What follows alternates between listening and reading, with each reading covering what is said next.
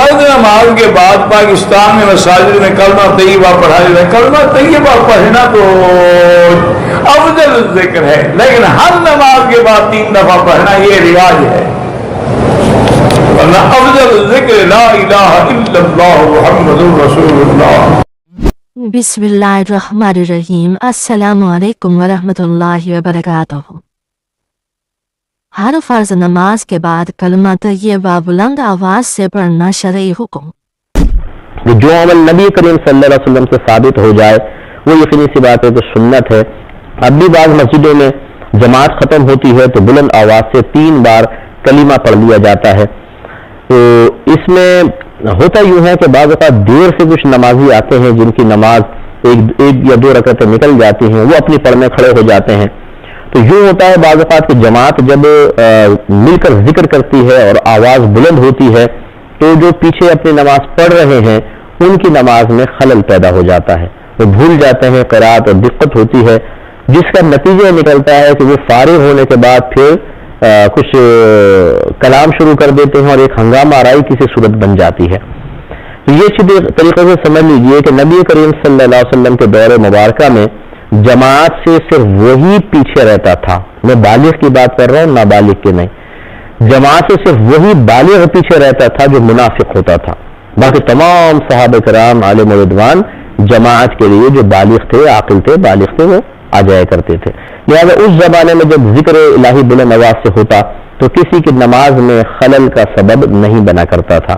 لیکن آج کل صورتحال یہ ہے کہ اب ایک بہت بڑی نمازیوں کی تعداد ایسی ہوتی ہے کہ آپ جیسی امام سلام پھیرتے ہیں آپ پیچھے دیکھیے 3-4 صفیں کھڑی ہو جاتی ہیں، یعنی اتنے لیٹ آتے ہیں لوگ۔ تو اب دونوں چیزیں ہیں، ایک تو ہے نمازی کی نماز میں خلل کا پیدا نہ ہونا یا نہ کرنا یہ ضروری ہے، اور دوسرا ذکر الہی سنت کریمہ ہے۔ تو اب ان دونوں میں موافقت کیسے پیدا کی جائے؟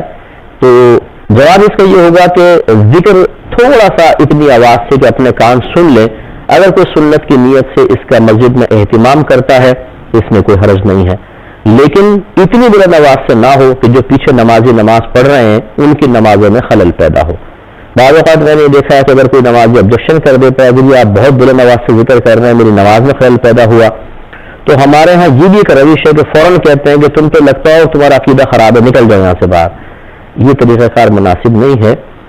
کیوں ہم صرف اس بات پر کسی کے عقیدے کی خرابی کا ثبوت حاصل نہیں کر سکتے ہیں؟ ہاں یہ ضرور ہے آپ پیار سے محبت سے ان کو سمجھا دیں اور اپنی آواز کو تھوڑا سا پست کریں، اور جو حضرات جانتے ہیں کہ اس مسجد میں بلند آواز سے ذکر ہوتا ہے وہ جلدی آنے کی کوشش کریں، اگر ذکر ڈسٹرب کرتا ہے تو اپنے وقت پر آئیں اور وقت جماعت کے ساتھ نماز پڑھیں۔ لیکن بہرحال یہ ضروری ہے کہ اگر آپ بلند آواز سے ذکر کرتے ہیں تو نمازیوں کا ضرور آپ کو خیال کرنا ہوگا، کیونکہ اس کی رعایت رکھنا بھی ہمارے لیے لازم ہے۔ کلمہ طیبہ کی اصل حیثیت لا الہ الا اللہ محمد رسول اللہ ہے، ایمان کی بنیاد ہے، اس کا پڑھنا ہر وقت باعث ثواب ہے۔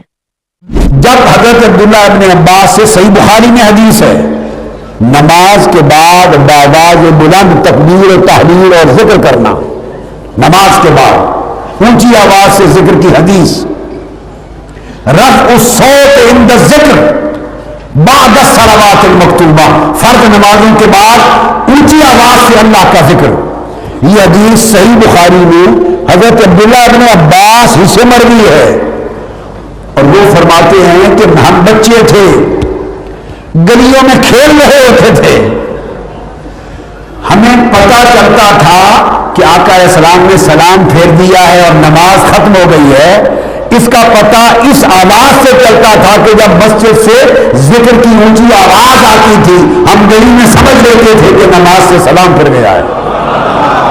ذکر الہی کے سب سے افضل صورتوں میں سے ہے، مگر مسئلہ کیا بنتا ہے؟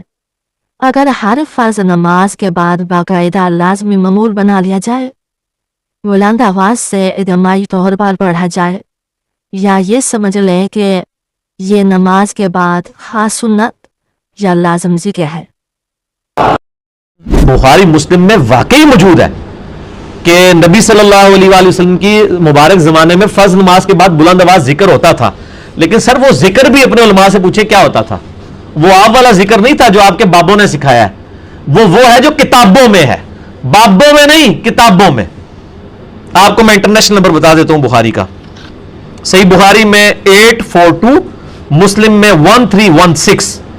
عبداللہ ابن عباس کہتے ہیں کہ میں رسول اللہ صلی اللہ علیہ وآلہ وسلم کی فرض نماز کا مکمل ہونا تکبیر کی آواز سے پہچانتا تھا. فرض نماز کے فوراً بعد نبی علیہ السلام بلند آواز سے پڑھتے تھے اللہ اکبر, لا الہ الا اللہ. یہ نہیں ہے, یہ دھوکہ دیا آپ کو. جہاں سے بلند آواز کا ذکر ہے وہاں پہ یہ تو اسی طریقے سے کہ میں آپ کو ٹوائلٹ میں جاتے وقت مسجد میں جانے کی دعا سکھا دوں اور مسجد میں جاتے وقت ٹوائلٹ کی. بھائی فرض نماز کے بعد جو بلند آواز سے ذکر ہے وہ نبی علیہ السلام نے سکھایا ہوا ہے, اللہ اکبر ہے, تکبیر کی آواز. تو یہ طریقہ نبی پاک صلی اللہ علیہ وآلہ وسلم اور صحابہ اور تابعین سے ثابت نہیں, اس لیے اسے شرم سنت قرار دینا درست نہیں. علماء اسے بدعت اضافی کہتے ہیں. اصل ذکر درست ہے مگر وقت طریقہ خود مقرر کر لیا گیا ہے. کئی لوگ یہ حدیث پاک پیش کر دیتے ہیں کہ اللہ کے رسول بلند آواز سے یہ کلمہ پڑھتے تھے. وہ کلمہ نہیں پڑھتے تھے, پڑھتے تھے, حوالہ اس کا دیں گے, اور اپنا یہ جلی جو ہے نا لا الہ الا اللہ لا الہ, حوالہ کیا دے رہے ہیں, کر کیا رہے ہیں. اگر کریں تو وہ کرو, اور کوئی مفتی یہ نہیں کرتا تھا, کوئی صاحب حضور کہتے تھے ان کی آواز سے. اور وہ پھر جب ان کے سامنے کئی باتیں آتی ہیں کہ آمین حضور نہیں سیکھی, جنازے میں سورہ فاتحہ میں, تو کہتے تعلیم کے لوگوں کو سکھانے کی. اسی طرح یہ کلمہ حضور سکھانے کے لیے خود ان کی آواز سے پڑھ دیتے. مفتی کوئی نہیں پڑھتا تھا, نہ شور کرتا تھا. وہ کلمہ یاد کرنا چاہیے. اگر کوئی پڑھ لے امام ٹھیک ہے, باقی جب وہ سمجھ لے کہ مفتی سیکھ گئے پھر وہ بھی خاموش ہو گیا. وہ کیا, لا الہ الا اللہ وحدہ لا شریک لہ لہ الملک ولہ الحمد وهو علی کل شیء قدیر. لا الہ الا اللہ ولا نعبد الا ایہ لہ النعمۃ ولہ الفضل ولہ الثناء الحسن. لا الہ الا اللہ مخلصین لہ الدین ولو کرہ. آپ فرشتوں کو جانتے ہیں خبر نہیں, مولوی سے پیچھے جو شور کر رہا وہ بھی نہیں جانتے. جو پڑھتے تھے وہ تو پڑھتے ہی, دوسرا پڑھتے تھے لا الہ الا اللہ وحدہ لا شریک لہ لہ الملک ولہ الحمد وهو علی کل شیء قدیر. اللہم لا مانع لما اعطیت ولا معطی لما منعت ولا ينفع ذا الجد منک الجد. اب یہ کلمہ ایسا کفر شکل ہے کہ ان کے دلوں میں اتر جائے تو یہ سارے کام ختم ہو. یا غوث یا مشکل کیا, اللہم لا مانع لما اعطیت, اللہ جو تو دینا چاہے کوئی روک نہیں سکتا.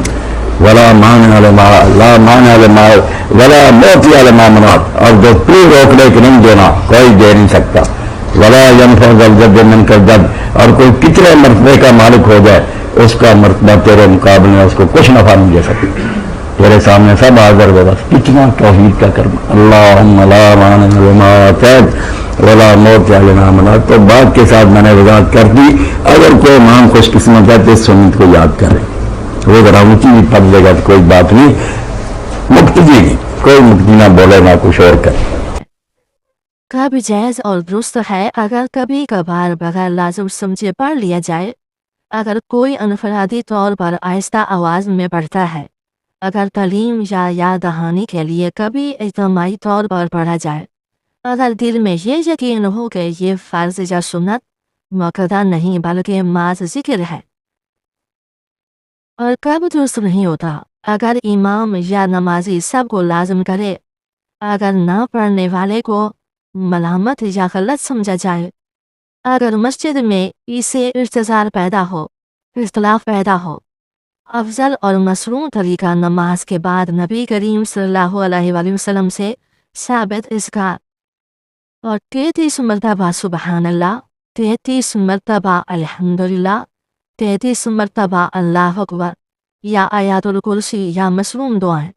یہ سب انفرادی طور پر اور عام طور پر آہستہ آواز سے پڑھنا بھی افضل ہے. اور یہ سوال یہ مسئلہ اکثر مساجد میں دیکھنے کو ملتا ہے. نماز کے فوراً بعد بلند آواز سے انا للہ و انا الیہ راجعون پڑھنے کا حکم مختصر یہ ہے. اصل شرعی اصول انا للہ و انا الیہ راجعون یہ قرآن پاک سورۃ البقرہ میں ہے. یہ مصیبت صدمے یا کسی نقصان کے وقت پڑھنے کی سنت ہے. आम हालात में इसका पढ़ना जायज़ और सवाब है, चाहे आहिस्ता हो या बुलंद हो। बुलंद आवाज़ से पढ़ा जाए तभी सवाब मिलता है। नमाज के फौरन बाद बुलंद आवाज़ से बाकायदा पढ़ना अगर हर नमाज के बाद बाकायदा मामूल बना लिया जाए या इसे समझा जाए कि यह नमाज का हिस्सा है या ख़ास सुन्नत है, या सबको बुलंद आवाज़ से पढ़ने पर मजबूर किया जाए, तो फिर ये शरअन दुरुस्त नहीं। क्योंकि नबी करीम सल्लल्लाहु अलैहि वसल्लम सहाबा और ताबईन से नमाज के बाद इसको बाकायदा बुलंद आवाज़ से पढ़ना साबित नहीं है। इसी सूरत में उलमा इसे बिदअत इजाफी कहते हैं, यानी असल अमल दुरुस्त है मगर तरीका और वक्त खुद साख्ता बना लिया जाए दुरुस्त नहीं। अगर किसी को वाकया कोई सदमा या फौत की या याद आ जाए और आहिस्ता या बुलंद आवाज़ से पढ़ ले जाए तो ये जायज़ है। अगर कभी कभार बगैर लाजम समझे पढ़ लिया जाए तो फिर भी गुनाह नहीं। बेहतर ये है कि नमाज के बाद तस्बीहात सुबहान अल्लाह, अल्हम्दुलिल्लाह, अल्लाहु अकबर, दरूद शरीफ, दुआ पर यह तवज्जो दी जाए। यही सुन्नत तरीका है। आयात पढ़ना खुद सवाब है, मगर नमाज के फौरन बाद हमेशा इज्तिमाई और बुलंद आवाज़ से पढ़ना सुन्नत साबित नहीं। दीन में इब्तिदाल यही कि जिसे सुन्नत है इसे सुन्नत समझा जाए और जो नहीं इसे लाजम न बनाया जाए। अगर आप चाहें तो अहले सुन्नत वल जमात, बरेलवी, देवबंदी और अहले हदीस का इस मसला पर मुख्तसर मौक़िफ़ जो है यह आपको सुनने को अक्सर मिलता रहता है या मस्जिद में इख्तिलाफ़ात से। इस वीडियो में अहले सुन्नत, बरेलवी, देवबंदी और अहले हदीस इस मसले पर मुख्तसर हर नमाज फ़र्ज के बाद कलमा तय्यबा बुलंद आवाज़ से पढ़ना शरई हुक्म। कलमा तय्यबा का असल हसीयत ला इलाहा इल्लल्लाहु मुहम्मद रसूलुल्लाह ईमान की बुनियाद है। इसका पढ़ना हर वक्त वैसे सवाब है। मगर आज की वीडियो उम्मीद है आपको अच्छी लगी होगी। अगर आप चाहें इस तरह के वीडियो आपको देखने और सुनने को मिले तो मेरी हौसला अफजाई के लिए सब्सक्राइब, लाइक, शेयर और एक अच्छा सा कमेंट ज़रूर किया करें। जज़ाकल्लाहु खैरा।